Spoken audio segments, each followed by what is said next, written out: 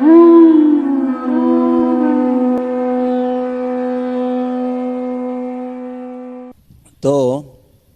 आज मैंने जानबूझकर ये विषय चूज किया है जिसमें हम भगवान तिरुपति बालाजी की जो महिमा है और उनके साथ उनके भक्तों का जो सेवा का आदान प्रदान है उसके बारे में चर्चा करने का प्रयास करेंगे, क्योंकि यहाँ भगवान बालाजी भी विराजमान है।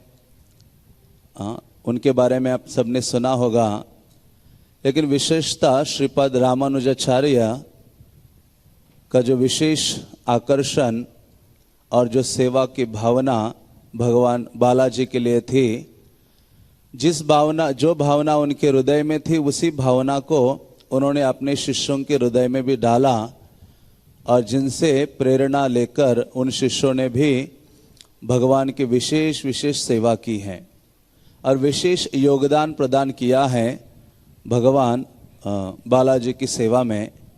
तो जनरली हम जब तिरुपति का नाम लेते हैं तो हमें केवल धन ही समझ में आता है। जैसे बालाजी कहने मात्र से क्या दिखाई देता है? पैसा, धन, मनी।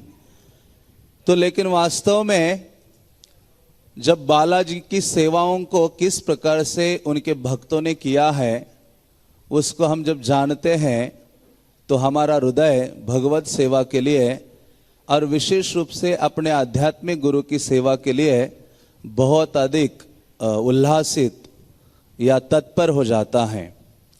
तो ऐसे जो तिरुपति बालाजी हैं, श्रील प्रभुपाद कई दिनों तक बालाजी में रुके थे, लगभग 10 दिन के लिए श्रील प्रभुपाद तिरुपति में थे और ऐसे कहा जाता था कि प्रभुपाद को वहाँ का जो देवस्थानम है, टीटीडी देवस्थानम, तिरुपति तिरुमला देवस्थानम के जो अधिकारी हैं, उन्होंने श्रील प्रभुपाद को कहा था कि स्वामी जी, आपका जब भी मन करे भगवान बालाजी को देखना आप चाहते हैं तो आपके लिए क्या है, सदैव बालाजी के द्वार खुले हैं। तो प्रभुपाद सरलता से कुछ ही सेकंड या मिनटों में जाकर बालाजी के सामने खड़े हो जाते थे और उनका दर्शन किया करते थे। हमें तो लंबी लाइनों में खड़ा होना होता है। तो प्रभुपाद वहां रुके थे और उन्होंने ये भी कहा था कि ये जो व्यवस्थापन है हमें इनसे सीखना चाहिए कि किस प्रकार से ये लोग यहाँ भगवत सेवा का व्यवस्थापन आदि करते हैं। तो ऐसे जो तिरुपति बालाजी हैं वो कई आचार्यों के आराध्य देव हैं और हम देखते हैं चैतन्य चरितामृत में कई स्थानों में बालाजी का वर्णन आता है। श्रील प्रभुपाद को कहा बालाजी मीन्स कौन, तो प्रभुपाद कहा करते थे चाइल्ड कृष्णा, ऐसा बोलते थे। प्रभुपाद ने कहा बालाजी शब्द का अर्थ यही है कि वो चाइल्ड कृष्णा है। तो कौन से कृष्णा है? तो प्रभुपाद कहा करते थे या आचार्य लोग उद्धृत करते हैं कि जब वसुदेव और देवकी कारागृह में थे मथुरा में और उनके समक्ष भगवान बालक रूप में प्रकट हो गए, तो इनको सर्वप्रथम तो भगवान चतुर्भुज रूप में प्रकट हुए थे और फिर देवकी ने जब प्रार्थना की तो भगवान एक बालक रूप धारण करते हैं। तो भगवान का वो जो रूप था जेल में, जिसमें भगवान ने कौस्तुभ आदि धारण किया था, चतुर्भुज रूप प्रकट किया था वसुदेव और देवकी के समक्ष, वही रूप वास्तव में भगवान तिरुपति में उस रूप में विद्यमान है। तिरु का अर्थ क्या है? लक्ष्मी। तिरु का अर्थ है लक्ष्मी। तो जो लक्ष्मी के पति है इसलिए उनको क्या कहा जाता है? तिरुपति कहा जाता है।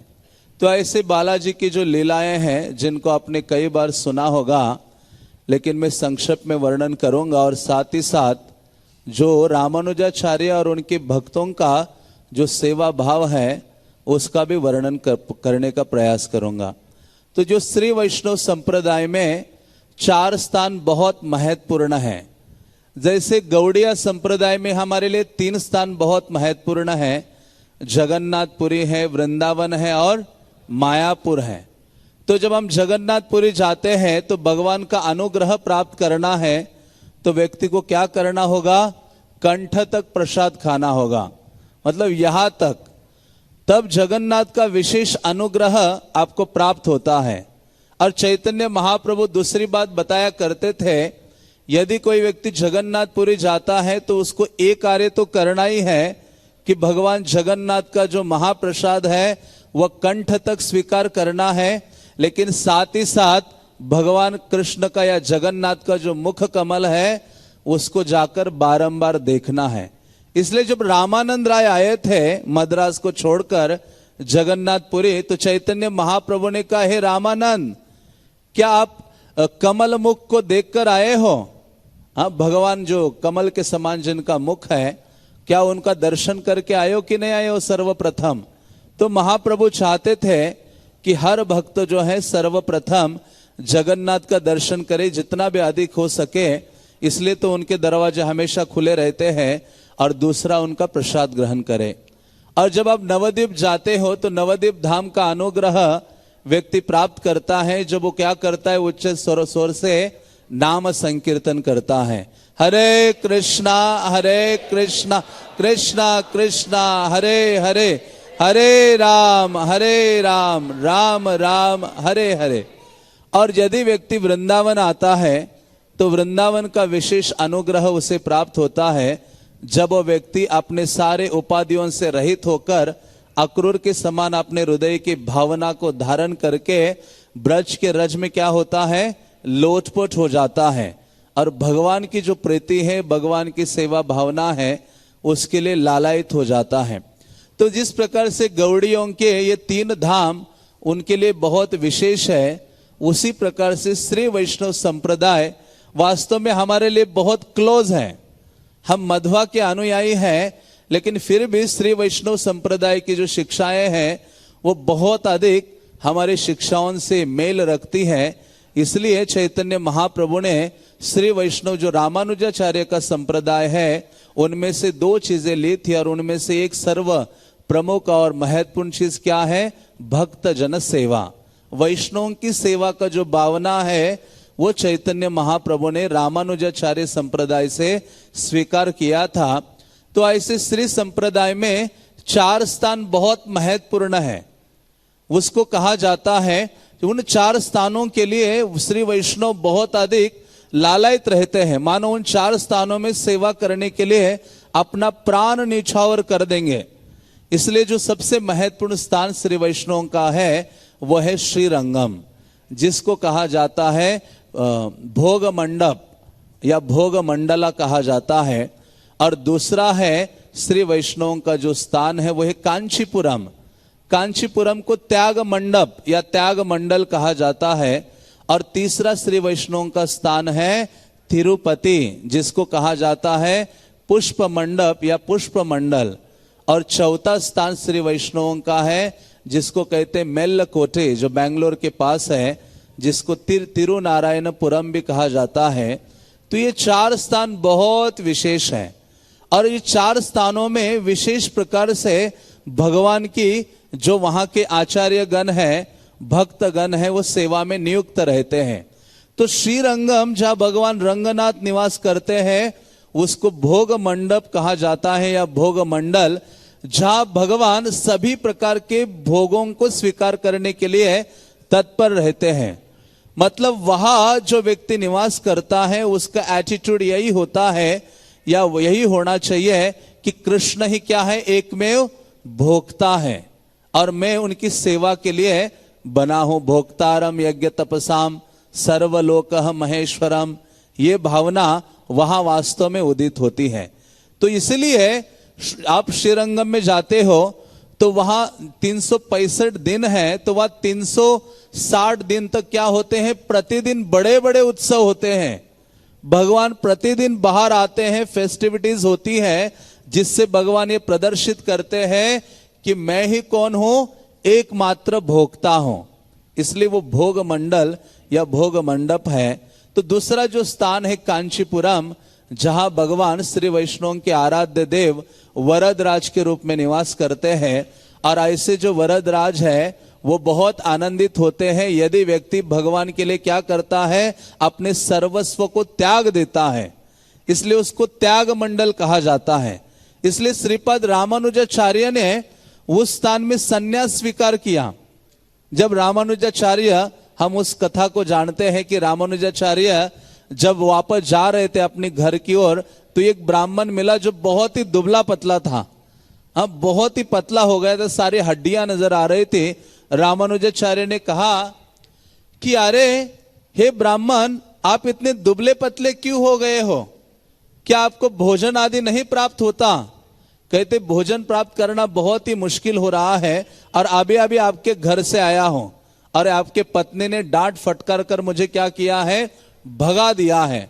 तो रामानुजाचार्य को बहुत दुख होता है उस ब्राह्मण को देखकर। तो रामानुजाचार्य कहते जिस पत्नी ने, मेरी पत्नी ने आपको धुतकारा है, भगा दिया है, अभी मैं एक ऐसा लेटर देता हूं आपके हाथ में कि वही पत्नी आपके चरणों का सेवा करने के लिए तैयार होगी और आपको कई प्रकार के व्यंजन खिलाएगी। तो रामानुजाचार्य ने एक लेटर लिखा और उसके हाथ में दिया। ब्राह्मण को कहा कि जाओ आप मेरे घर में मेरी पत्नी को दे दो। तो वो ब्राह्मण जाकर उनकी पत्नी को देता है और देकर वो, उनको तो पढ़ना नहीं आ रहा था, तो रामानुजाचार्य पीछे से आ गए और वो कहते कि ये जो लेटर है मेरे मैके से आया है। बल्कि रामानुजाचार्य ने कहा था उस ब्राह्मण को, आप जाकर बताओ कि मैं आपके मैके से आया हूं और आपके पिता ने ये पत्र दिया है आपके लिए। तो जैसे ही वो लेटर रामानुजा ने लिया और पढ़ा, खुद ही लिखा था, और उसमें उन्होंने पढ़ा कि आपके बहन की शादी होने वाली है, आपके पिता ने तुरंत ही आपको घर बुलाया है। हम रामानुजाचार्य चाह रहे थे कि अब ये निकल जाए ताकि मेरे लिए सारा मार्ग क्या हो जाए, खुला हो जाए। तो उस ब्राह्मण के लिए गर्म पानी की व्यवस्था, स्नान करने के लिए नाना प्रकार के व्यंजन आदि बनाए और वो ब्राह्मण के साथ चली जाती है, लेकर वो ब्राह्मण जाता है। फिर रामानुजाचार्य निकलते हैं अपने घर से, सभी चीजों को त्याग कर वहां जो आराध्य विग्रह वरदराज है उनके मंदिर में प्रवेश करते हैं। पहले तो मार्केट में जाते हैं, जाकर सैफरॉन क्लोथ खरीदते हैं, क्लोथ खरीद कर मंदिर में प्रवेश करते हैं और प्रवेश करके भगवान वरदराज से ही संन्यास स्वीकार करके बाहर आते हैं। अभी जो रामानुजा थे वो अभी यतिराज बने थे, वो सैफरॉन धारण करके बाहर आए डंडा वगैरह लेकर, लेकिन अभी उनका नामकरण नहीं हुआ था। तो बाहर एक महान आचार्य थे कांचीपूर्ण, वो आकर वहां जो सरोवर है उस सरोवर के किनारे यज्ञ करके रामानुजा को नाम देते हैं यतिराज, कि सन्यासियों के क्या है, राजा हैं। तो वहां त्याग मंडल उस स्थान को कहा जाता है क्योंकि वहां भगवान चाहते हैं कि आप अपना सर्वस्व भगवान की सेवा में समर्पित करो। मानस देह जो किछु मोर अर्पिलो तुआ पदे नंद किशोर। तो इस प्रकार से वो कांचीपुरम है। लेकिन जो तीसरा स्थान है जिसको तिरुपति कहा जाता है, तिरुपति को कहते हैं पुष्प मंडल या पुष्प मंडप, जहां भगवान बालाजी एक सेवा से संतुष्ट हो जाते हैं। जिस सेवा को भगवान ने लाउडली भगवत गीता में भी बोला है, पत्रम पुष्पम फलम तोयम। तो वहां भगवान चाहते हैं कि व्यक्ति मेरी किस प्रकार से सेवा करे, पुष्प समर्पित करते हुए। हाँ, पुष्प मुझे प्रदान करे जिसके द्वारा कोई व्यक्ति मेरी सेवा करे। इसलिए रामानुजाचार्य बहुत अधिक चिंतित है कि कोई ऐसा भक्त हो जो उनकी सेवा करे पुष्प प्रदान करके। इसलिए तिरुपति बालाजी का जो स्थान है उसको पुष्प मंडल कहा जाता है। और जो श्री वैष्णव का चौथा महत्वपूर्ण स्थान है जिसको मेल्लकोटे कहते हैं, जहां एक विशेष विग्रह है जिनका नाम है चल्व नारायण स्वामी। मीन्स जो बहुत ही ब्यूटीफुल विग्रह है, जिनकी आराधना कृष्ण ने भी की थी द्वापर में और जिनकी आराधना भगवान राम ने भी की थी त्रेता में। तो ऐसे वो विग्रह है रामानुजाचार्य के। तो उस स्थान को विद्या मंडल कहा जाता है। तो विद्या मंडल वो स्थान जहां रामानुजाचार्य ने श्री भाष्य आदि का वर्णन किया या कई ग्रंथ वहां बोले रामानुजाचार्य ने। तो श्री वैष्णवास कहते हैं कि आपने कोई ग्रंथ नहीं पढ़ा हो और वहां जाकर रामानुजाकृत श्री भाष्य के प्रथम 5 श्लोकों को आप पढ़ते हो तो उसके द्वारा आपके अंदर वो योग्यता आ जाती है जिसके द्वारा सारे शास्त्रों का सार आप समझ पाते हो। इतना ही नहीं बल्कि भगवान को आप सरलता से समझ सकते हो। तो ऐसे श्री वैष्णवास इन 4 स्थानों को बहुत ही महत्व प्रदान करते हैं और वहां सेवा के लिए तत्पर रहते हैं। तो उनमें से ये एक स्थान है जिसका नाम है तिरुपति और जिसको पुष्प मंडल कहा जाता है। तो तिरुपति बालाजी का जो लीला है मैं बहुत संक्षिप्त में वर्णन करूंगा। उसके पश्चात रामानुजाचार्य के जो शिष्य हैं जिन्होंने बालाजी की बहुत ही अद्भुत सेवा की है उनका चरित्र और भगवान के साथ जो आदान प्रदान है उनका वर्णन करने का प्रयास करूंगा। तो भगवान का ये जो विग्रह है ये बहुत ही विशेष है जो सबको अपनी ओर आकर्षित करता है। आज भी पूरे भारतवर्ष में कोई भी ऐसा मंदिर या स्थान नहीं है जहां लोग लंबी लंबी कतारों में खड़े हैं केवल बालाजी का या भगवान का थोड़ा सा 1-2 सेकंड के लिए दर्शन प्राप्त करने के लिए। तो ऐसे जो भगवान है जिनका प्राकट्य किसी कलियुगा में हुआ है, इस मनवंतर का जो पहला कलियुग है ऐसा कहा जाता है कि उस समय भगवान का प्राकट्य हुआ था। तो जिसका वर्णन स्कंद पुराण आदि पुराणों में आता है जिनमें कहा गया है कि एक बार सारे ऋषि मुनि विशेष रूप से यज्ञ कर रहे थे और उस यज्ञ जब वो यज्ञ में आवेशित थे, यज्ञ कर रहे थे, तो उस समय नारद मुनि का आगमन होता है और नारद मुनि वहां आकर उनको कहते हैं, क्योंकि नारद मुनि का इच्छा था कि इस जगत के जीवों को परम लाभ प्रदान करने के लिए भगवान का प्राकट्य होना चाहिए। नारद मुनि ऐसे भक्त हैं जो सदैव प्रयास करते हैं कि भगवान बारंबार प्रकट हो जाएं। अब देखो जगन्नाथ के रूप में भगवान आते हैं तो नारद ने तो उनसे मांगा था कि भगवान ये जो द्वारका में आपने रुक्मिणी महल के गेट पर ये जो रूप प्रदान किया है या प्रकट किया है वो आप भूतल पर प्रकट कीजिए। इसलिए इंद्रदुम्न के लिए भगवान जगन्नाथ के रूप में आते हैं। तो ऐसे नारद की इच्छा थी कि भगवान जल्द ही प्रकट हो जाए, इसलिए उन्होंने उन ऋषि मुनियों के बीच में जाकर कहा कि आप इतना यज्ञ कर रहे हो तो लेकिन इस यज्ञ का जो फल है वो किसको अर्पित करोगे? कौन है सर्वे सर्वा, कौन है सबसे प्रमुख? जो भगवान है। तो उन्होंने कहा कि आपको जाकर परीक्षा करनी चाहिए और जिसके लिए वशिष्ठ को सबसे पहले कहा गया। वशिष्ठ कहते हैं इन तीनों की परीक्षा करना ब्रह्मा शिव और विष्णु की मानो जलता हुआ अंगार को छू लेना है, मैं तो नहीं जाऊंगा। तो फिर भृगु मुनि को कहा गया और भृगु मुनि तत्पर हो गए और भृगु मुनि जाते हैं। उस लीला को हम कई बार सुनते हैं कि भृगु मुनि सर्वप्रथम जाते हैं और जाकर ब्रह्मा के पास जाते हैं और ब्रह्मा को जब देखते हैं तो ब्रह्मा का अनादर करते हैं, उनको कोई सम्मान नहीं देते, उनसे कुछ बात नहीं करते, मानसिक एक प्रकार से उनका अनादर करते। तो ब्रह्मा उन पे रुष्ट हो जाते हैं। वहां से भृगु मुनि वो जैसे रुष्ट या क्रोधित हो जाते हैं तो भृगु मुनि सोचते हैं कि ये जो है ब्रह्मा ये परम भगवान नहीं हो सकते। वहां से वो शिवजी के पास जाते हैं। शिवजी के यहां जाने के बाद उन्होंने देखा कि शिवजी तो भृगु के भाई हैं। देखा कि मेरा भ्राता आ रहा है तो शिवजी उठे और उनका आलिंगन करने के लिए चले। तो ये भृगु कहते अरे हट जाओ, कभी स्नान नहीं करते हो, स्मशान में रहते हो, सर्प लपेटे रहते हो। इतना उनको निंदा किया वाणी से कि शिवजी बहुत क्रोधित हो गए। इतने क्रोधित हो गए कि मानो अभी उनका नाश करने वाले हो। तो वहां से कैसे तो पार्वती बचा लेती है और वो चले जाते हैं भृगु मुनि और वो जाते वहां जब भगवान विष्णु शयन कर रहे थे और जहां लक्ष्मी देवी उनका पाद संवहन कर रहे थे। लक्ष्मी देवी निरंतर सेवा में लगे थे। तो भृगु मुनि जाते देखते कि ये तो आराम से लेटे हुए हैं, इनको कोई कार्य ही नहीं है, कोई टेंशन ही नहीं है, सभी लोग लगे हुए हैं कार्यों में, ये तो बिल्कुल शेष शैया पर लेटे हैं। तो जाकर एक लात मारते उनके वक्षस्थल पर। जैसे उनके वक्षस्थल पर लात मारते, पाद प्रहार करते हैं, भगवान तुरंत ऐसे मानो कूद के उठ खड़े हो जाते हैं और उन भृगु मुनि के चरणों को अपने हाथ में लेते हैं। इसका वर्णन भागवतम में भी आया है, दशम स्कंद में ये लीला आपको विस्तृत रूप से आप इसको पढ़ सकते हैं। तो वहां भगवान उठ के खड़े हो जाते हैं और उनके चरणों को अपने हाथ में लेकर कहते हैं कि हे भृगु मुनि, मेरा जो वक्षस्थल है बहुत ही कठोर है, आपके जो चरण है बहुत कोमल है, आपको कुछ ठेस तो नहीं पहुंची है।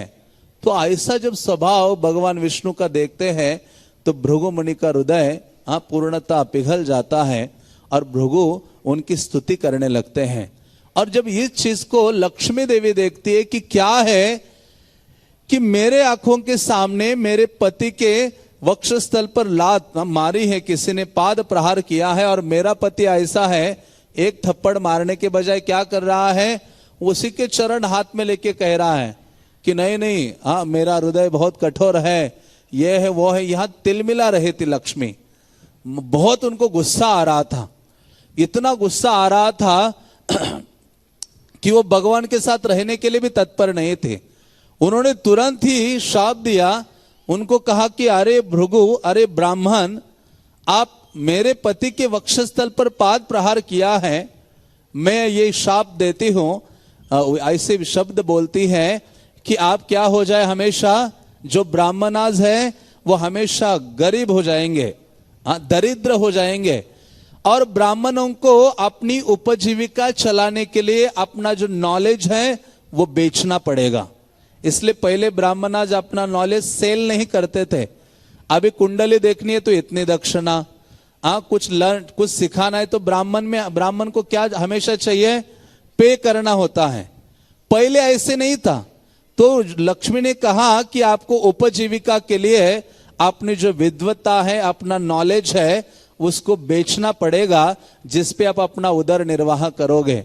ये भृगु भी बड़े महान थे। उन्होंने कहा मैं ऐसी पुस्तक की रचना करूंगा कि सारे मनुष्य मेरे पास ही आएंगे। अपना भृगु संहिता लिख दिया और हम सब भृगु संहिता के लिए जाते हैं, दौड़ते हैं जानने के लिए अपने बारे में। तो इस प्रकार से जो ये जब घटना हुई तो लक्ष्मी ने कहा मैं आपके साथ नहीं रह सकती। लक्ष्मी देवी ने वैकुंठ जो परम पद है उसको छोड़ दिया और इस भूतल पर आ गई।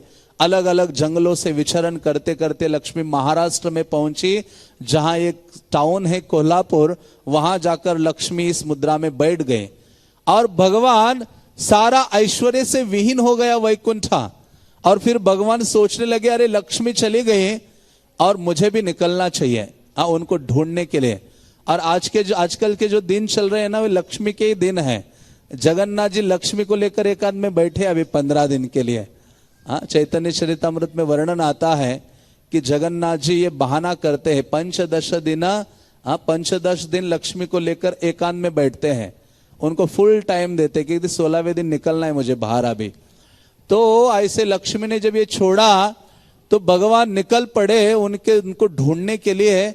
ऐसे ढूंढते ढूंढते भगवान एक विशेष पर्वत है शेषाचल या शेषाद्री, उस स्थान में आते हैं और भगवान वहां पहुंच जाते हैं उस विशेष पर्वत के ऊपर। आप तिरुपति जाते हो तो भगवान तिरुपति जो बालाजी है, तिरुपति नीचे टाउन है और ऊपर जो माउंटेन है जिसके ऊपर बालाजी निवास करते हैं उसको तिरुमला कहा जाता है, जिसके ऊपर भगवान निवास करते हैं।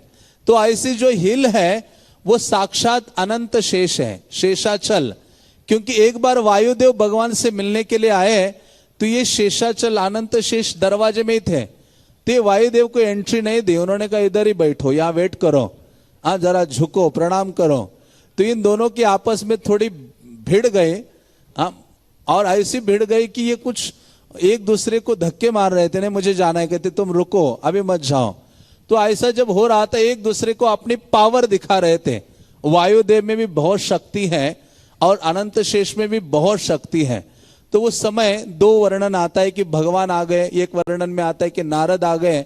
नारद ने कहा मैं एक उपाय बताता हूं कि इससे पता करे कि आप में से कौन शक्ति संपन्न है। उन्होंने कहा जो सुमेरु पर्वत है ये अनंत शेष, ये क्या करेगा, सुमेरु पर्वत को ऐसे अपनी कॉइल में पकड़ के रखेगा उसको, और वायु को अपनी शक्ति लगाकर उनकी जो पकड़ है उस माउंटेन के साथ जो अनंत शेष की पकड़ है उसको छुड़ाना पड़ेगा। तो इस प्रकार से जब वायुदेव ने पूरा अपना जोर लगाया, सारा पूरे त्रिभुवन की वायु इकट्ठा कर दी। लोग यहाँ सांस के बिना सबकी सांस रुक गई थी, देवता भी चिल्ला रहे थे। सारा वायु लगाया लेकिन फिर भी सुमेरु हिल नहीं रहा था, क्योंकि शेष ने पकड़ के रखा था उनको। तब इंद्र आते कहते अरे हम सब मर रहे हैं, हाँ थोड़ी सी वायु हमारे लिए भी रखो। तो ये सब चीजें हो रही थी। तो नारद मुनि ने सोचा कि मेरे पास एक उपाय है। तो नारद मुनि ने अपनी वीणा निकाली और उसके ऊपर भगवान के नामों का कीर्तन शुरू कर दिया, भगवान के गुणों को गाना शुरू कर दिया। इतना मिठास उन गुण कीर्तन में था कि अनंत शेष हमेशा सुनना चाहते हैं या कीर्तन करना चाहते हैं। ये अनंत शेष इतने निमग्न हो गए कृष्णा कीर्तन में कि उन्होंने जो पकड़ के रखा था उस माउंटेन को वो ढीला हो गया, जिसके द्वारा वायु ने अपना जोर लगा के अनंत शेष और माउंटेन वैकुंठा से नीचे आ गए और आकर जहां गिरे वो वराह क्षेत्र है। इसलिए वो जो माउंटेन रेंज है तिरुपति के पास, आप अहोबिलम आदि उन स्थानों में जाते हो तो वो सारा शेषाद्री है या शेषाचल है, अनंत शेष से अभिन्न है। इसलिए भगवान उस स्थान पर आते हैं। भगवान इसलिए अपने धाम में प्रकट होते हैं इस जगत में भी। तो भगवान लक्ष्मी को देखने के लिए उस माउंटेन पर आए। जैसे आए तो वो ढूंढ रहे थे लक्ष्मी को, कहां वो प्राप्त नहीं हो रही थी। तो फिर थक के भूखे प्यासे जो चींटियों का हिल है उसके नीचे बैठ गए। तो भगवान की स्थिति को देखकर ब्रह्मा है, नारद है, शिव जी, इनको चिंता हो गई, जिसके कारण ये सब एक गाय बन जाते हैं और एक बछड़ा बनकर आते ब्रह्मा और शिव जी, और लक्ष्मी उनके पालन करने वाली एक स्त्री बनती है, जिसके द्वारा वहां के जो राजा थे उस स्थान के, जिनका नाम था आकाश राज, उनके वहां जाते हैं और इस गाय और बछड़े को बेचा जाता है उस राजा को।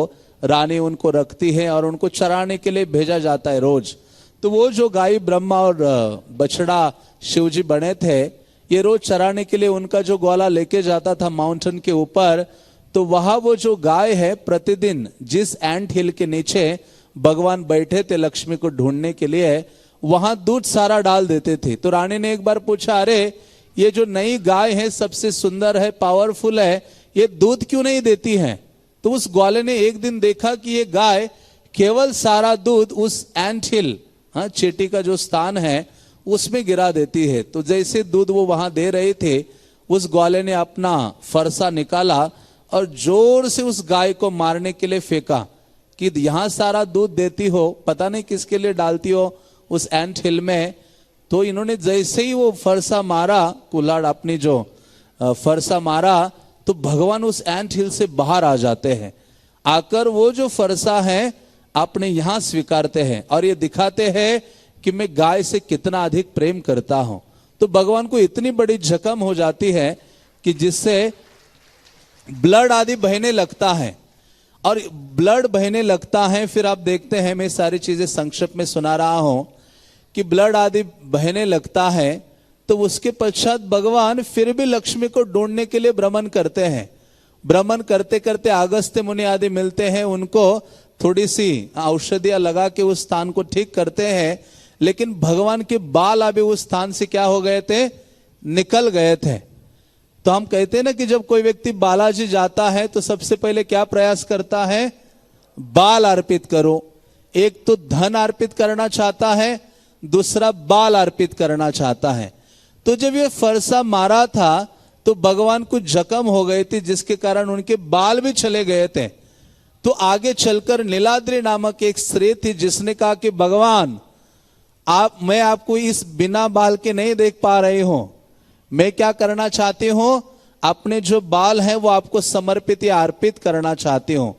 तो वो जो उनकी डिवोटी स्त्री थी, जिसने भगवान को अपने बाल अर्पित किए थे, जिसके कारण भगवान बहुत अधिक उनसे प्रसन्न हो गए थे और उनको बहुत प्रकार की ब्लेसिंग्स आदि दे थे, जिसके कारण आगे चलकर ये परंपरा हो गई कि जो भी तिरुपति जाता है वो भगवान को अपने बाल अर्पित करने का प्रयास करता है।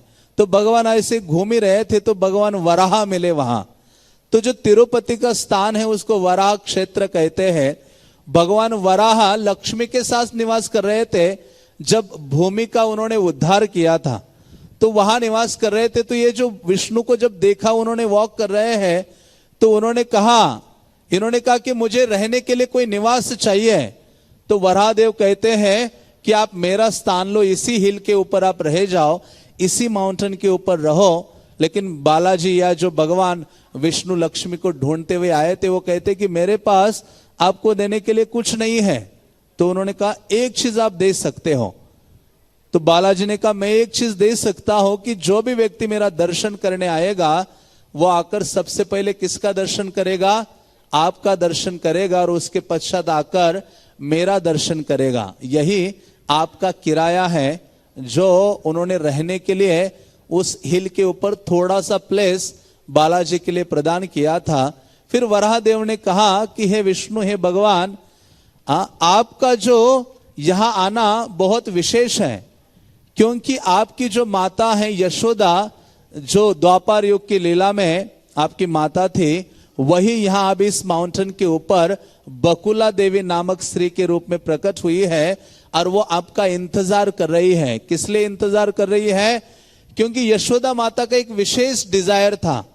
उन्होंने भगवान के सारी बाल लीलाएं देखी थी, लेकिन भगवान का कभी विवाह का पास टाइम्स उन्होंने नहीं देखे थे। इसलिए उनकी इच्छा थी कि मैं अपने पुत्र का विवाह स्वयं करूं। इसलिए यशोदा बकुला देवी के रूप में उस हिल के ऊपर निवास करती है। और जैसे ये भगवान उनको मिलते हैं और फिर समय के साथ उनके विवाह की योजना बनाई जाती है। और वहां की जो राजकन्या थी जिनका नाम था पद्मावती, जिनसे आगे चलकर बकुला देवी भगवान का विवाह की योजना बनाती है और विवाह की सारी तैयारियां हो जाती हैं। इतनी सारी तैयारियां जब हो गई तो भगवान ने सोचा मेरे लिए पत्नी भी है और सब प्रकार के लोग भी मेरे विवाहों में आ रहे हैं, तो लेकिन मेरे पास क्या नहीं है? विवाह के लिए पैसे नहीं है, विवाह के लिए मेरे पास धन नहीं है। तो भगवान कुबेर को अप्रोच करते हैं। कुबेर को अप्रोच करते हुए भगवान कहते कि हे कुबेर, आप मुझे धन प्रदान करो विवाह के लिए। तो कुबेर उनके लिए कहते कि मैं तो आपका दास हूं, आप जितना चाहिए धन स्वीकार कीजिए। हाँ, तो कुबेर मानो वर्षा करता है।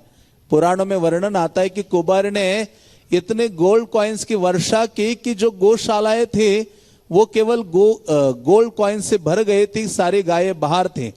लोगों के जितने घर थे वो गोल्ड कॉइन से भर गए थे। कई दिनों तक लोग रोड पर सो रहे थे। ऐसी स्थिति पूरे उस स्थान में थे।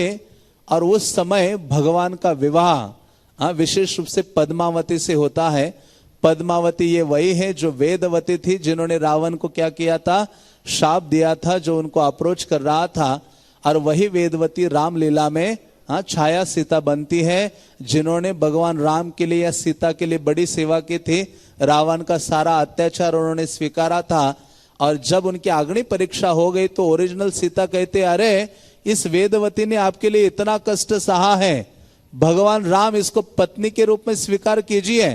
तो भगवान राम कहते, मैं तो एक पत्नी व्रत हूं, इसलिए मैं इसको स्वीकार नहीं करूंगा कि, लेकिन आगे चलकर एक विशेष लीला करूंगा जिसमें मैं इस वेदवती से शादी करूंगा।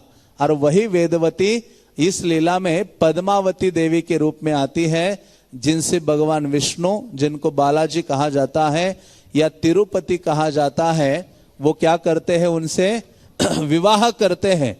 और सारे देवी देवता आदि, शुकदेव गोस्वामी प्रमुख प्रीस्ट थे उसमें, सब उनका विवाह आदि होता है। और उनके विवाह के पश्चात भगवान वहां निवास करने लगते हैं। तो भगवान बहुत सरलता से सभी लोगों से बहुत इजीली अप्रोचेबल थे। मनुष्य के रूप में थे, द्विभुज रूप में थे, सबसे बातें करते थे, सबसे व्यवहार आदि करते थे। तो फिर राजा आकाश राज ने कहा कि ये उचित नहीं है। आकाश राज के बाद आगे चलकर उनके जो भाई थे, तोंडमन एक राजा हुए हैं, उन्हीं के भाई थे। और उनके आकाश राज के पुत्र थे जिनका नाम था वसुदेव या वसुदमन, ऐसे नाम था उनका। जब ये आकाश राज ने जब शरीर छोड़ा तब उन्होंने भगवान को ये रिक्वेस्ट किया था कि भगवान आप एक विग्रह के रूप में रह जाइए यहाँ, क्योंकि कलयुग जैसा बढ़ेगा लोग आपकी अवहेलना करेंगे। इससे अच्छा है कि आप एक विग्रह के रूप में निवास कीजिए और सभी प्रकार की सेवाओं को स्वीकार कीजिए। तो भगवान आगे चलकर विग्रह के रूप में वहां निवास करते हैं। और सब प्रकार की सेवा कर स्वीकार करते हैं। कालांतर में ऐसे होता है कि उनकी सारी सेवाएं धीरे धीरे बंद होने लगती हैं। इतना सारा माउंटेन में बड़ा फॉरेस्ट था, लोगों का जाना बहुत ही दुष्कर था और रामानुजाचार्य को बहुत अधिक उनकी सेवा की चिंता थी। इतनी अधिक चिंता थी कि रामानुजाचार्य एक समय में श्रीरंगम में जब वो लेक्चर दे रहे थे, उस लेक्चर में उन्होंने भगवान के प्रति एक विशेष प्रार्थना को पढ़ा, जिसमें बालाजी का वर्णन आया और जिसमें कहा कि भगवान बालाजी को सबसे अधिक क्या प्रिय है? पुष्प बहुत अधिक प्रिय है। तो जब ये रामानुजाचार्य ने पढ़ा तो रामानुजाचार्य के हृदय में ये डिजायर आए कि उनकी सेवा के लिए मुझे पुष्प अरेंज करने होंगे। तो रामानुजाचार्य जब श्रीरंगम में प्रवचन दे रहे थे तो हजारों सन्यासी थे, ब्रह्मचारी थे, गृहस्थ थे, ऐसे लाइन में बैठे थे। सबसे पीछे गृहस्थ बैठे थे, आगे सन्यासी थे, ब्रह्मचारी थे, हजारों संख्या में। और रामानुजाचार्य लेक्चर देते हुए उन्होंने कहा कि मेरी एक सबसे बड़ी चिंता है। क्या चिंता है? कि मैं तिरुपति में जो निवास कर रहे हैं भगवान बालाजी, उनकी सेवा में चाहता हूं। और वो सेवा कैसे चाहता हूं? पुष्पों के माध्यम से उनकी सेवा होनी चाहिए। तो आप में से कौन है जो वो जाएगा उस माउंटेन के ऊपर और बालाजी के लिए पुष्प उत्पन्न कराएगा और उनको रोज माला पहनाकर उनकी सेवा करेगा? तो सारे जो सन्यासी थे उन्होंने अपना सर नीचे कर दिया। कौन जाएगा तिरुपति? तिरुपति जाने का मतलब है मृत्यु को आमंत्रण देना, क्योंकि उस इतना विशाल माउंटेन था और इतना बड़ा फॉरेस्ट था जिसमें जंगली जानवर थे, तो कोई भी वहां जाता नहीं था। तो रामानुजाचार्य ने ये जब चिंता व्यक्त की तो सबसे पीछे एक भक्त था, गृहस्थ भक्त, जिनका नाम था अनंत अलवर। वो गृहस्थ भक्त खड़ा हो जाता है, हाथ ऊपर करता है और वो कहता है, गुरुदेव आपकी ये चिंता है तो उस चिंता को मैं अपने सर में धारण करता हूं और ये सेवा करने के लिए मैं जाना चाहता हूं। जैसे वो खड़े हो गए, रामानुजाचार्य ने लेक्चर बंद किया और लेक्चर सारे सबके बीच में से जो सबसे अंत में बैठे थे अनंत अलवर जाकर उनको आलिंगन करते हैं। रामानुजाचार्य कहते हैं वो कहते कि एक शब्द यूज करते उस लैंग्वेज में पिल्लई। उसका अर्थ है कि यहां जितने भी लोग हैं उसमें तुम एकमेव पुरुष हो। वास्तव में जो भगवान की सेवा करने के लिए क्या है, सब प्रकार की कठिनाई को स्वीकार करने के लिए तत्पर हो। रामानुजाचार्य ने उनका आलिंगन किया और रामानुजाचार्य ने कहा, आप शीघ्र प्रस्थान करो भगवान की सेवा के लिए। तो ऐसे जो अनंत अलवर है वो निकल पड़ते हैं भगवान की सेवा के लिए उस माउंटेन के ऊपर। उनको जैसे बालाजी को क्या कहते हैं, वेंकटेश्वर कहा जाता है। वेंक का अर्थ होता है पाप और कट का अर्थ होता है जो काटने वाले हैं। तो ऐसे जो भगवान है जिनकी सेवा करने के लिए अनंत अलवर गए। तो अलवर ये उस संप्रदाय में सभी को यूज किया जाता है। जैसे हमारे संप्रदाय में सभी को गोस्वामी बोलते हैं, हाँ, शिक्ष गोस्वामी के अलावा भी कई गोस्वामी, सबको गोस्वामी हम टाइटल देते हैं। उसी प्रकार से श्री वैष्णव में जो भी भक्त है उसको अलवर कहा जाता है। अलवर शब्द का अर्थ क्या है? जो कृष्ण भावना में पूर्णता निमग्न है उसको क्या कहा जाता है? अलवर कहा जाता है। तो ओरिजिनली तो 12 अलवर हुए हैं, लेकिन उनके बाद जितने भी वैष्णवाज आए जिन्होंने भगवान की महान महान सेवा की, उनको भी अलवर से सम्मानित किया जाता है या पुकारा जाता है। जैसे ही अनंत अलवर गए वहां, तो ये पहाड़ चढ़ के गए और वो अकेले नहीं गए, अपने पत्नी का भी हाथ पकड़ा और पत्नी को लेकर उस माउंटेन के ऊपर गए। तो ये जब रात्रि बिताते थे तो पूरा अग्नि का एक राउंड बनाते थे और उसके बीच में ये रहा करते थे। केवल ये निकले थे अपने गुरु की एकमात्र सेवा करने के लिए। गुरु का जो आदेश था, आध्यात्मिक गुरु जिसमें प्रसन्न होंगे, उसकी पूर्ति करने के लिए अनंत अलवर निकल पड़े। बड़े बड़े सन्यासियों ने नहीं जो किया, बड़े बड़े ब्रह्मचारियों ने जो नहीं किया, वो एक सर्वसाधारण गृहस्थ निकले अपने पत्नी को लेकर उस माउंटेन के ऊपर चढ़े। रात्रि में भी इस अवस्था में रहते थे और वहां जाकर उन्होंने क्या किया, उन्होंने कहा गुरु ने आदेश दिया है पुष्प चाहिए भगवान की सेवा के लिए। तो सर्वप्रथम उन्होंने क्या किया, उसके लिए एक सरोवर की निर्मित करना शुरू किया। एक सरोवर छोटा सा बनाना जिसमें अनंत अलवर स्वयं खुदाई करते थे और बाल्टियां भर भर के जो मड है या मिट्टी है उनकी पत्नी लेकर जाया करते थे। भगवान ने देखा कि इतना कष्ट लेकर अपनी गुरु के आदेश से ये व्यक्ति मेरे पास आया है और इतनी कठोर सेवा करने के लिए तत्पर है, तो बालाजी ने तुरंत एक ब्रह्मचारी का रूप धारण किया और वह आया और कहा, अनंत अलवर आप इतनी बड़ी सेवा स्वीकार किए हो, मुझे थोड़ा मैं आपको सपोर्ट करता हूं, सेवा में भाग लेने का मुझे भी मौका दो। तो इन्होंने कहा, नहीं नहीं, आप मेरी सेवा को छीनने का प्रयास मत करो, आप चलो यहां से, हम अपनी सेवा करेंगे भगवान की जो मेरे आध्यात्मिक गुरु ने मुझे प्रदान की है। तो ये खुदाई कर रहे थे, उनकी पत्नी गर्भवती थी, फिर भी उस अवस्था में इतना सारा मड या मिट्टी उठा उठा कर जाते थे। तो भगवान एक झाड़ियों के पीछे गए, उन माताजी को कहा, माताजी आप इतना दूर मत लाओ, मैं आधे रास्ते में आता हूं, वहां से बाल्टी ले लूंगा मिट्टी के, दूर डाल के आऊंगा। तो ये जो अनंत अलवर खुदाई कर रहे थे, देखा कि ये बहुत शीघ्रता से उनकी पत्नी वापस आती है और फिर से जाती है, जल्दी मिट्टी उठा रही है। तो कहा कि यह तुम्हें कोई सहायता तो नहीं कर रहा है? तो उस माता जी ने कहा कि एक ब्राह्मण बालक मेरी सहायता कर रहा है। तो अनंत अलवर के पास खुदाई का, उसको क्रोबार कहा जाता है, लंबा लोहे का डंडा है। तो उसको वो लेकर वो गया तो देखा कि उनके डर से वो बालक एक बनियान ट्री के ऊपर बैठा था। इन्होंने कहा, अरे नीचे उतर, हमारी सेवा छीनना चाहते हो जो आध्यात्मिक गुरु ने हमें प्रदान की है, बीच बीच में आकर। तो इन्होंने कहा, नीचे आने तो तुम्हें मारूंगा। तो ये भगवान ऊपर थे जिन्होंने कुंडल धारण किए थे, पीतांबर धारण किया था, सुवर्ण आभूषण थे। उन्होंने कहा, मैं ये अपना पीतांबर भी दे दूंगा तुम्हें, कुंडल भी दे दूंगा, लेकिन आप मुझे मारो नहीं, मुझे छोड़ो। तो कहते, मारूंगा नहीं, नीचे आओ। जैसे नीचे आए तो गलती से इनसे क्या हो गया, अनंत अलवर से भगवान के यहां जोर से वो लोहे का जो डंडा था जिससे वो खुदाई कर रहे थे सरोवर की, वो लग गया और इतना ब्लड निकलने लगा। वो बालक आगे भागते जा रहा था और अनंत अलवर उनके पीछे दौड़ रहे थे। दौड़ते दौड़ते, वो उस समय तो छोटा सा ही मंदिर था, वो बालक सीधा गर्भगृह में जाता है, दरवाजा लॉक करता है अंदर से। ये अनंत अलवर उनके पीछे जाकर दरवाजा नॉक करते, अरे खोलो खोलो खोलो। कई कुछ समय होता है, खोलता नहीं। जब पुजारी आता है, आरती या भोगा का समय हो गया, जब पुजारी ने द्वार खोले तो देखा, क्या देखा पुजारी और अनंत अलवर ने, कि भगवान जो चतुर्भुज रूप में खड़े हैं, उनका ये जो चिन्ह है, यहां से ब्लड निकल रहा है। अनंत अलवर समझ गए कि ये क्या है, यही वो बालक के रूप में आए थे और इनको मैंने उनके यहाँ चिन्ह पर मारा है, जिनके कारण उनका ब्लड निकल रहा है। तो अनंत अलवर बहुत दुखी हो जाते हैं, कर्पूर आदि लेते हैं और भगवान बालाजी के क्या करते हैं, यहाँ औषधि के रूप में लगाते हैं।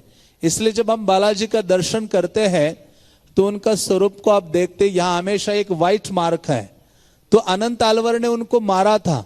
आज भी आप तिरुपति जाते हो, जिस लोहे से मारा था, जो मेन प्रवेश द्वार है उस मंदिर का, वहां वो लोहा का डंडा टंगा हुआ है, वहां क्लियरली लिखा हुआ है अनंत अलवर क्रोबार, जिसके द्वारा भगवान को क्या किया था, उन्होंने मारा था। तो इस प्रकार से भगवान अनंत अलवर से आदान प्रदान करते थे।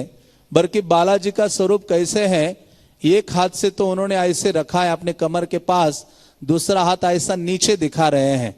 वो कह रहे कि आओ और मेरे चरणों की शरण ग्रहण करो। और कहते जब चरणों की शरण ग्रहण करोगे तो दूसरे हाथ से कहते हैं, ये जो भव सागर कितना रहेगा आपके लिए, मेरे कमर तक ही रहेगा, घुटने तक ही रहेगा, छोटा ही रहेगा। इसलिए वो इनवाइट करते हैं कि आप आओ। तो ऐसे जो बालाजी है, जिनके हाथ में शंख है और चक्र है, ये श्रीपद रामानुजाचार्य की देन है। रामानुजाचार्य जब आए थे, उन्होंने वहां उस समय लड़ाई हो रही थी। श्री वैष्णव और जो शैव डिवोटीज है, शिवजी के फॉलोअर, उनमें आपस में लड़ाई हो रही थी। शिवजी के भक्त कह रहे थे कि ये शिवजी हैं और ये शिवजी हैं, इनके हम शिवजी की तरह आराधना करेंगे। और जो वैष्णवास थे वो कहते ये विष्णु है, इनकी विष्णु की तरह आराधना करेंगे। रामानुजाचार्य जब आए तो उन्होंने कहा कि इसके लिए सरल उपाय क्या है कि भगवान का जब रात्रि में शयन होता है तो उनके गर्भगृह में हम दो चीजें रखेंगे, शंख और चक्र रामानुजाचार्य ने अपने हाथ से बनाया और गर्भगृह में रखा। और जो शिवा डिवोटीज थे उन्होंने क्या, एक डमरू और त्रिशूल भी रख दिया और डोर बंद कर दिए। पूरी रात्रि कोई सोया नहीं। शिव जी की डिवोटीज ओम नमो शिवाय का उच्चारण करते हुए नाच रहे थे, गा रहे थे, और यहाँ जो वैष्णवाज है वो हरिनाम का उच्चारण कर रहे थे। दोनों पार्टियां कह रहे थे कल पता चलेगा ये कौन है। हाँ, दोनों पार्टियों का आपस में लड़ाई हो रहा था। और जब सुबह का समय आया, जब पर्दा खोला गया तो भगवान ने क्या उठाया हुआ था अपने हाथ में? हाँ, चक्र और शंख उठाया था। इसलिए श्री वैष्णवास कहते हैं कि कैसे भगवान मना कर सकते हैं। रामानुजा ने शंख और चक्र अपने हाथ से बनाया था, इसलिए तब से उठाकर भगवान ने अभी तक वही पहना है, वही उठा के रखा है। रामानुजाचार्य ने जो उनको धारण कराया था, तो ऐसे रामानुजाचार्य ने अपने शिष्य को भेजा था, ये अनंत अलवर, जिनसे भगवान का विशेष विशेष प्रेम था। तो ऐसे अनंत अलवर, उनके साथ भगवान की विशेष सेवा का आदान प्रदान था। तो ये अनंत अलवर उनकी सेवा किया करते थे, इतनी सेवा करते थे, रोज उनके लिए फ्लावर्स चुनते थे और उनको प्रदान करते थे। एक दिन जब वो तुलसी और फ्लावर चुन रहे थे अनंत अलवर बालाजी के लिए, तो उस समय चुनते चुनते उनको एक सांप काट देता है। जैसे सांप काटता है तो उनके शिष्यगण कहते हैं कि अरे आपको कुछ औषधि स्वीकार करनी चाहिए।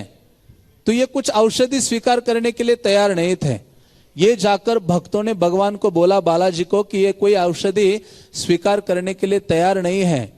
तो भगवान उनको बुलाते हैं, कहते हैं अनंत अलवर, हाँ, मैं आपको लूज करूंगा। आपका जो संग है मुझे बहुत आनंद प्रदान करता है।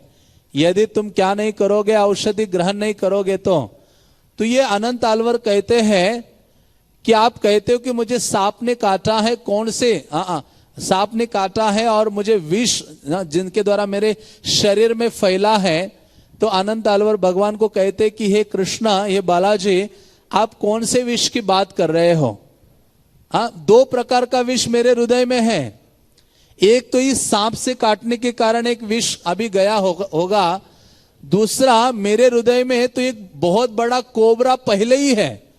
उन्होंने कहा अहंकार और ममकार का जो कोबरा है, ये विष पहले से ही है। जो विष, अहंकार का जो विष है, वो क्या कर सकता है? आत्मा को पूर्णता नष्ट कर सकता है, या जन्म मृत्यु के चक्र में मुझे बारंबार लगा सकता है। इसलिए वो कहते हैं कि सबसे अच्छा यही होगा कि आप ही एकमात्र वैद्य हो, और हृदय में जो अहंकार आदि है, ये जो विष है अहंकार का, उसको ठीक करने के लिए आपके पास दवाई है। इसलिए बेटर यही होगा कि मैं आपके चरणों को स्वीकार करूं और आपकी केवल निरंतर क्या करता रहूं? सेवा करता रहूं। तो ये दोनों प्रकार का जो विष है मेरे हृदय से सदैव के लिए दूर रहेगा। तो ऐसे भगवान जब एक बार बैठे थे और मंदिर के आगे मानो गरुड़ा के पास अनंत अलवर बैठे थे, और जहां उनके लिए वो माला बना रहे थे, तो अचानक भगवान ने पुजारी को कहा कि अनंत अलवर को बुलाओ। किस लिए बुलाओ? उनको बुलाओ, मुझे उनसे बात करनी है। तो ये जो पुजारी है जाता है, कहते हैं अनंत अलवर, आपको भगवान बुला रहे हैं। कहते मैं नहीं आऊंगा। उनको बोलो मैं बिजी हूं, आपके लिए मेरे पास कोई टाइम नहीं है, ये सेवा का समय है। और ये सेवा के समय में वो क्यों बुला रहा है मुझे? ऐसे वो बोल रहे थे अनंत अलवर। तो भगवान को पुजारी ने आकर कहा कि वो अनंत अलवर कह रहे हैं कि आऊंगा नहीं, आपकी आज्ञा का पालन नहीं करूंगा। तो ये बालाजी को इतना गुस्सा आ गया, बिल्कुल ही क्रोधित हो गए। और ऐसे क्रोध में जब क्रोध में आ गए, और तब तक इनकी माला भी तैयार हो गई, माला लेकर आ गए इनके पास। तो भगवान ने कहा उसका मुंह नहीं देखना है मुझे, मेरी आज्ञा का पालन करने के लिए ब्रह्मा, शिवजी, इंद्र, चंद्र, वरुण सब ऐसे कांपते हैं। वातो भयति मद भयात, मेरे भय से सूर्य उदित होता है। भगवान बहुत बोलने लगे, मुझसे कौन कौन डरता है, और सब डरते लेकिन तुम नहीं डर रहे हो। अनंत आलवर को कहा, तुम्हें क्या हो गया, मेरे आज्ञा का पालन नहीं कर रहे, तुम्हें कोई डर ही नहीं है मेरा। तुम्हें यदि यहां से इस माउंटेन के ऊपर तुम बैठे हो, यहां से मैं भगा सकता हूं, तुम्हें यहां से निकाल सकता हूं। तो उन्होंने कहा, देखो हम दोनों एक जैसे ही हैं। अनंत आलवर कहते हैं, मैं इस हिल के ऊपर थोड़ा लेट आया हूं, तुम कुछ पहले आए हो, थोड़े दिन पहले। हाँ, हम दोनों इस हिल के नहीं हैं। तुम भी उस वराह देव से कुछ किराए में लैंड लेकर यहां हिल के ऊपर रह रहे हो, और पहले आकर मेरे ऊपर अपना वो जमा रहे हो। कहते हैं कि मैं तो यहां सेवा करने के लिए आया हूं आपके, और आपकी चापलूसी करने नहीं आया हूं, आपकी हर बात को मानने के लिए नहीं आया हूं। मेरे स्वामी कौन है? रामानुजाचार्य है, जिन्होंने मुझे यहां भेजा है। वो यदि कहे कि इस हिल छोड़ के चले जाओ, तब मैं उतरूंगा नीचे यहां से। कहते जो कुछ बोलना है किसको बोलो जाकर? रामानुजाचार्य को बोलो। भगवान हाथ जोड़ते हैं। भगवान कहते कभी अभी फिर से मुझसे गलती नहीं होगी, कि मैं आपको इस प्रकार से प्रताड़ित करूंगा। तो इस प्रकार से उनका विशेष झुकाव होता था भगवान की सेवा के लिए, और ऐसे अनंत अलवर से बहुत अधिक वो प्रेम रखते थे। तो ऐसी कई सारी लीलाएं हैं भगवान बालाजी से संबंधित। लेकिन रामानुजाचार्य का एक मठ था नीचे, माउंटेन के नीचे, जहां उनके शिष्य रहा करते थे, और एक साधारण श्री उस आश्रम में आकर दूध देने की सेवा किया करते थे, रेगुलर रूप से दूध दिया करते थे। तो एक बार उस स्थान में रामानुजाचार्य आने वाले थे, तो उनके शिष्यों ने कहा कि हमारे गुरुजी आने वाले हैं, आप भी आ जाओ उनसे मिलने के लिए। तो वो स्त्री आती है, रामानुजाचार्य बहुत खुश होते कि आश्रम में दूध प्रदान करती हैं भगवान की सेवा के लिए। तो उन्होंने कहा, मैं आपके लिए क्या सेवा करूं? रामानुजाचार्य कहते हैं, उन्होंने कहा, कभी मैं माउंटेन के ऊपर नहीं गई भगवान बालाजी का दर्शन करने के लिए, आप क्या कीजिए, एक रिकमेंडेशन दे दीजिए जिसके द्वारा मैं हिल के ऊपर जाकर भगवान का दर्शन कर सकूं। तो रामानुजाचार्य एक लेटर लिखते भगवान बालाजी को। उस लेटर में लिखते हैं कि आप इसको क्या कीजिए, ये जो भक्तों की सेवा करती है रेगुलर, इसको आप सरलता से स्वीकार कीजिए, अपना दर्शन और अनुग्रह प्रदान कीजिए। ये लेटर लेकर वो साधारण श्री माउंटेन चढ़ने लगे। बल्कि रामानुजाचार्य जब सर्वप्रथम आए थे तिरुपति भगवान का दर्शन करने के लिए, तो 1 महीना माउंटेन के ऊपर चढ़े ही नहीं। उन्होंने कहा, ये साक्षात अनंत शेष है, मैं तो बहुत ही अपवित्र व्यक्ति हूं, कैसे अनंत शेष के ऊपर पांव आदि रखो। तो ये अनंत आलवर माउंटेन से नीचे आते गुरु जी, उनके आध्यात्मिक गुरु रामानुजाचार्य को कहते हैं कि आप चलिए ऊपर। तो अनंत आलवर को कहते कि मैं अपवित्र हूं, कैसे इनके ऊपर मैं पांव रख सकता हूं। तो अनंत आलवर कहते हैं, यदि आप नहीं चढ़ेंगे भगवान के दर्शन के लिए, तो आगे चलकर कोई भी व्यक्ति साहस नहीं करेगा इस माउंटेन पर चढ़ने का, और सभी जो पुजारी आदि सब लोग बालाजी को छोड़कर नीचे आ जाएंगे, फिर उनकी सेवा करने के लिए कोई नहीं होगा। तो फिर रामानुजाचार्य उस माउंटेन पर चढ़े, लेकिन कैसे चढ़े? अपने घुटनों के बल पर। उन्होंने अपना तलवा नहीं लगाया, ऐसे चढ़े ऊपर, और जाकर 3 दिन के लिए वहां रहे, भगवान की सेवा आदि की। उसके ऊपर उन्होंने मल मूत्र आदि नहीं त्यागा, और नीचे आकर फिर से कई दिनों तक रहे। तो जिस स्थान से रामानुजाचार्य उस हिल पर या माउंटेन पर चढ़े, उसी स्थान से आजकल सीढ़ियां बनाई गई है, लगभग 3 या 4 हजार सीढ़ियां हैं। भक्तगण उन्हीं का अनुगमन करते हुए भगवान का दर्शन के लिए जाते हैं। तो ये स्त्री भी जब चलकर गए, क्योंकि इसके पास इस महान आचार्य का रिकमेंडेशन था, जिसके कारण जैसे वो चढ़ी और सोच रही थी भगवान के दर्शन और रामानुजाचार्य के बारे में, तो बालाजी क्या करते हैं, अपना स्थान छोड़कर नीचे आ जाते आधे रास्ते में, और आकर उनको ऊपर ले जाते हैं। तो रामानुजाचार्य का विशेष अनुग्रह था, जिनके कारण उन्होंने भगवान ने उस साधारण स्त्री के ऊपर भी अपनी कृपा का वर्षाव किया था। तो एक बड़ी ही विचित्र और अद्भुत कथा का वर्णन होता है भगवान से संबंधित। क्योंकि जनरली आप देखते हो तिरुपति जाते हैं लोग तो हमेशा धन डालते हैं, क्योंकि भगवान ने कहा था कि जितना भी लोन मैंने लिया है कुबेर से उसको चुकता करने के लिए मैं क्या करूंगा, अपने भक्तों की सहायता लूंगा।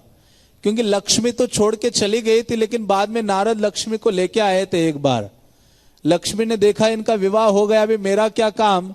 तो भगवान कहते तुम ना या कुंड में ही रहो, साथ में जो कुंड है वह गोल्डन फ्लावर बन के रहो, लेकिन एक चीज करना, कलियुगा में मेरे जो भक्त है ना उनको बहुत धनवान बनाना। क्योंकि उनके पास धन होगा तो वो आकर क्या करेंगे, मुझे अर्पित करेंगे, जिसके द्वारा मैं अपना ये जो लोन है वो चुकता करूंगा। तो आजकल के जो लोग हैं वो बालाजी जाते हैं और उनसे बिजनेस डील करते हैं कि आप इतना मुझे मुनाफा दोगे तो आधा पैसा आपका और आधा मेरा। तो एक बिजनेसमैन था जिसको कई लाख एक्स्ट्रा अर्न हुए थे। भगवान को कहा था 5 लाख आपके लिए डालूंगा उस हुंडे में एक साथ। तो ये पूरा पैसे लेके गया, वहां रहा हिल के ऊपर गेस्ट हाउस में, और फिर उसको विचार आया, अरे भगवान कहाँ इतने देखेंगे कितना डाला है नहीं डाला है।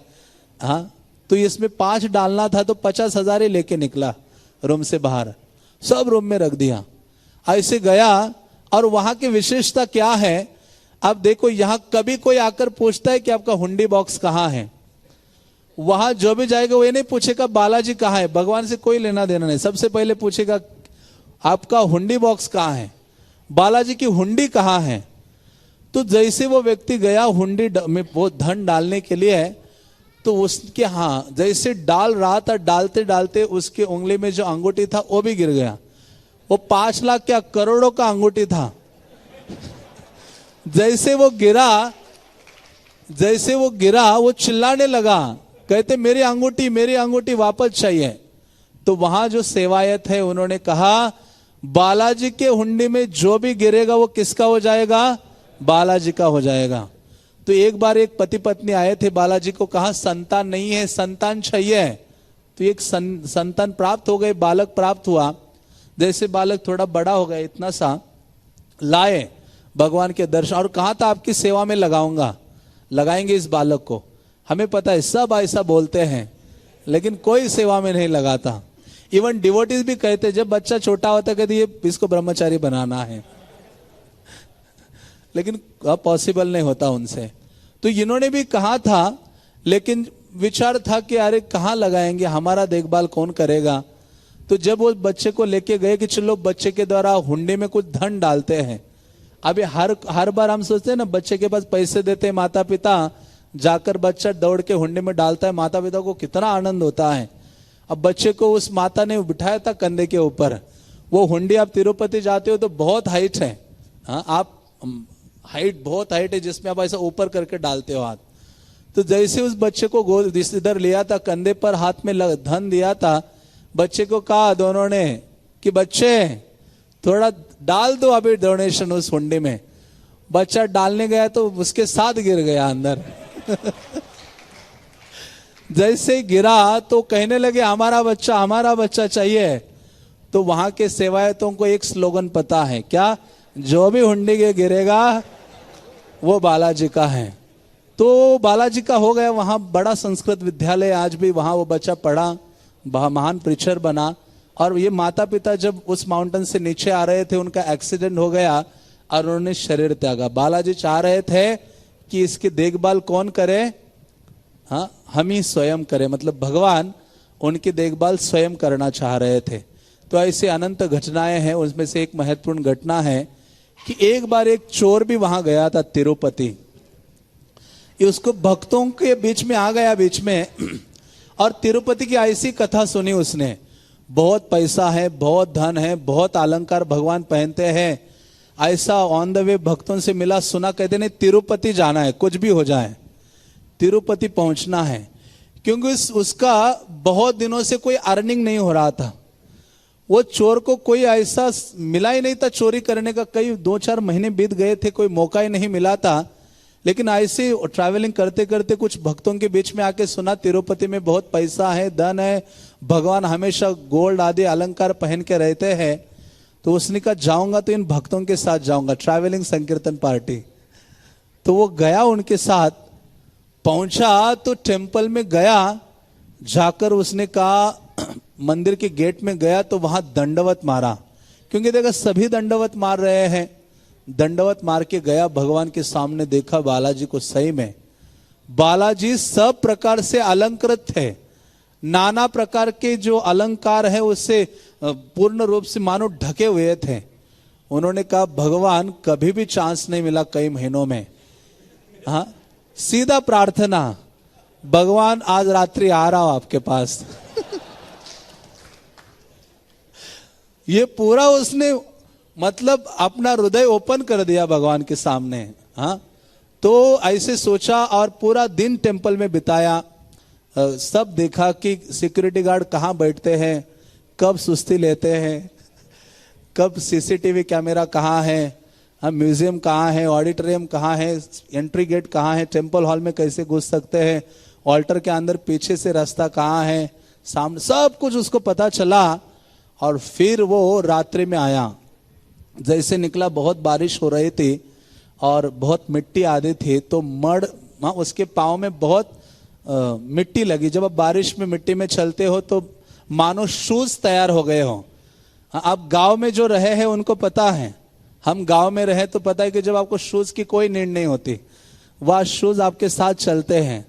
हाँ मानो बड़े मिट्टी में चलते हो तो पूरा शूज बन जाता है, इतना बड़ा बड़ा। हाँ तो वैसे ही ये इतना बारिश हो रहा था कि जिसमें मिट्टी में चलते चलते पूरे शूज बन गए, पाँव में मिट्टी बहुत लग गई। कैसे तो 2-3 दीवार है, एक दीवार पार करके दूसरी पार करके आ गया। जैसे आ गया दीवार के अंदर तो देखा अरे चला नहीं जा रहा, इतना मिट्टी लगा हुआ है। तो जब ज्यादा मिट्टी पाँव में होती है, इतना हमारा गोबर लगता है पाँव में वृंदावन में, तो हम इधर उधर उसको निपटना चाहते हैं। हाँ कोई पत्थर ढूंढते हैं कि उसको ये कर दे, उसको निकाल दे।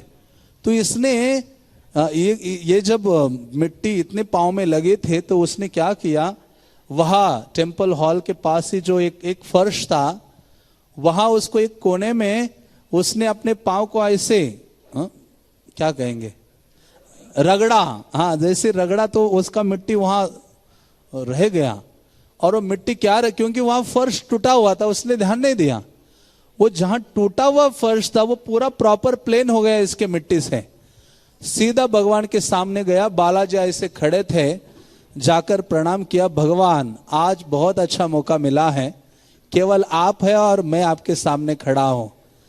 और देखा बैग लेके नहीं आया था कुछ साथ में, बालाजी का धोती खोलना शुरू किया उन्होंने।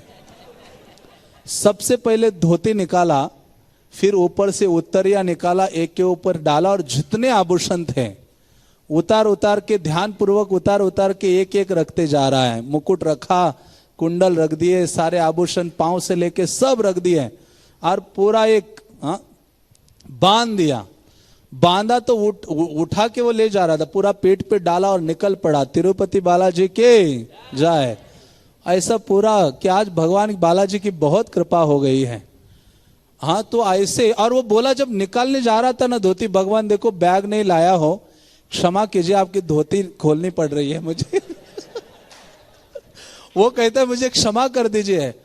तो उसने वो लेके निकला तो दीवार इतनी ऊंची थी और ऐसे प्रयास किया और किसी कारणवश वो दीवार से वो गिरा और उसके साथ जो भी पोटली उसने बांधे थे वो भी गिर पड़ी। सारे अलंकार इधर उधर हो गए और बहुत जोर से आवाज हो गई।